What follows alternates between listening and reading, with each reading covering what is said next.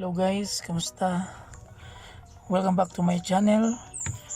Today's vlog guys, ituturo ko sa inyo kung paano i-start on tamang pag-start ng inyong Baja RE. So ito guys, ito ay naka-off, naka-lock po yan. Pag-pihit mo ng kaisa, naka-ready po yan. Naka-ready, tapos pag-pihit pa ng kaisa, ayan, umiilaw na siya. Dapat umiilaw yan lahat.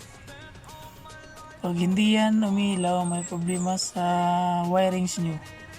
Dapat nakailaw yan lahat. Tapos pagpihit nyo ng pangatlo, ayan, i-start na siya.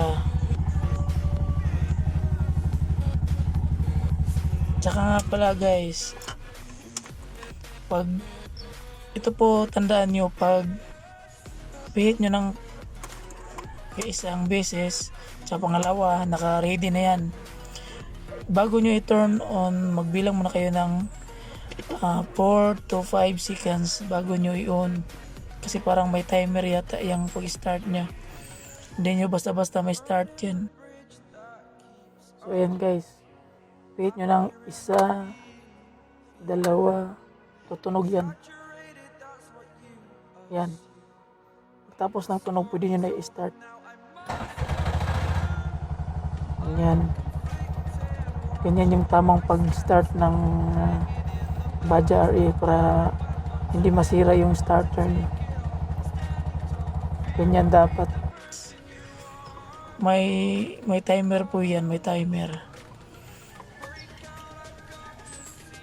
So, ayan lang guys. Sana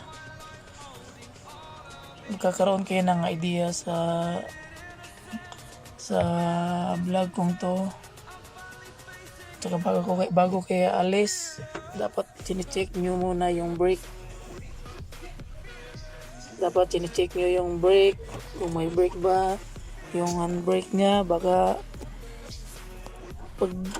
pag alis nyo, nakataas. Dapat nakababa to bago kayo alis. Masisira yung brake panel nyo yan. Pero bago kayo alis, dapat i-warm up nyo muna yung makina nyo para yung langis sa makina maka-circulate na sa buong pyesa ng makina nyo, para hindi madaling magasgas yung makina nyo. Dapat ganyan, dapat araw-araw. Kung gusto nyo humaba ang buhay ng makina nyo, dapat i-warm up nyo muna ng mga ilang minuto.